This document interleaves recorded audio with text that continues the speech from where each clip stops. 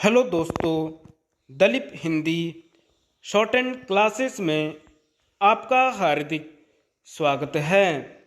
दोस्तों, आज की डिक्टेशन दैनिक जागरण की संपादकीय डिक्टेशन है। डिक्टेशन की गति 80 शब्द प्रति मिनट होगी। डिक्टेशन स्टार्ट करते हैं 5 सेकंड बाद।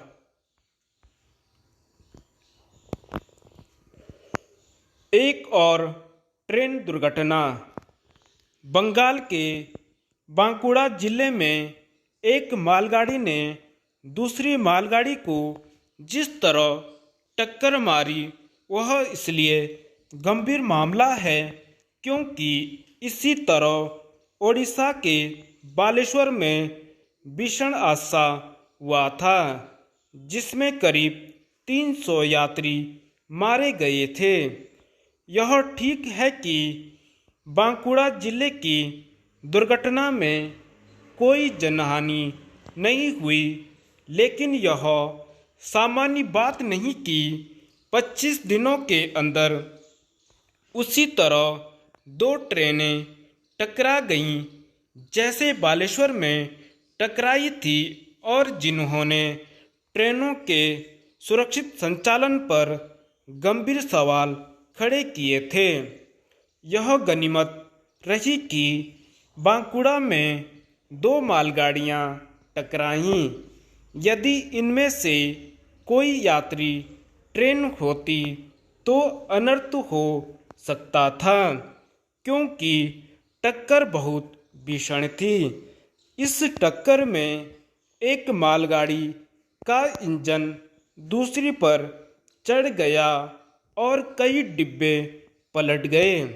बस दुर्घटना के कारण कुछ घंटों के लिए ट्रेनों का परिचालन रोकना पड़ा और कई यात्री ट्रेनों को रद्द करना पड़ा, फिर उनका मार्ग बदलना पड़ा।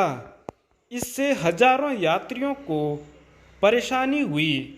यह सहज समझा जा सकता है कि इस दुर्घटना से लोगों के मन में ट्रेनों के सुरक्षित संचालन को लेकर सवाल उठते होंगे।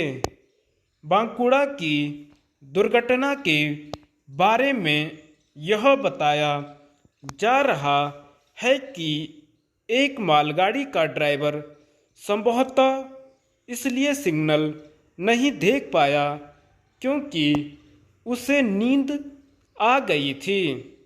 वस्तुस्थिति जो भी हो और दुर्घटना का कारण चाहे तकनीकी खामी हो या फिर मानवीय लापरवाही, उसकी तह तक जाना चाहिए। उन कारणों का प्राथमिकता के आधार पर निवारण होना ही चाहिए जिनके चलते रह रहकर ट्रेन दुर्घटनाएं होती रहती हैं। आमतौर पर छोटी मोटी ट्रेन दुर्घटनाएं जिनमें जनहानि नहीं होती चर्चा और चिंता का कारण नहीं बन पाती, लेकिन अब समय आ गया है कि प्रत्येक छोटी से छोटी दुर्घटना को गंभीरता से लिया जाए। इससे ही ट्रेनों के सुरक्षित संचालन को सुनिश्चित किया जा सकता है। यह सही है कि पिछले कुछ समय में ट्रेन दुर्घटनाएं कम हुई हैं, लेकिन यह शुभ संकेत नहीं कि एक जैसे कारणों से बार बार हादसे होते रहते हैं। ट्रेन दुर्घटनाओं को रोकने के लिए उन्नत तकनीक का उपयोग बढ़ाने के साथ मानवीय भूल की गुंजाइश को कम करना होगा। ध्यान रहे, कई बार मानवीय भूल सतर्कता के अभाव का परिणाम होती है। ट्रेन दुर्घटनाओं को रोकने के लिए जिस कवच प्रणाली को प्रभावी माना जा रहा है वह अभी समूचे रेल नेटवर्क के केवल 2% हिस्से में ही लागू हो सकी है। साफ है कि उसका दायरा तेजी से बढ़ाना होगा। इसके साथ ही ट्रेन हादसों को रोकने के अन्य उपाय भी करने होंगे, क्योंकि कवच प्रणाली हर तरह की दुर्घटनाओं को रोकने में सहायक नहीं।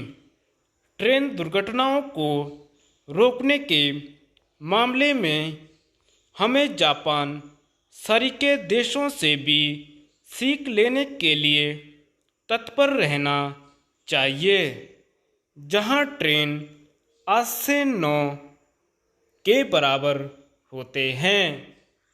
धन्यवाद।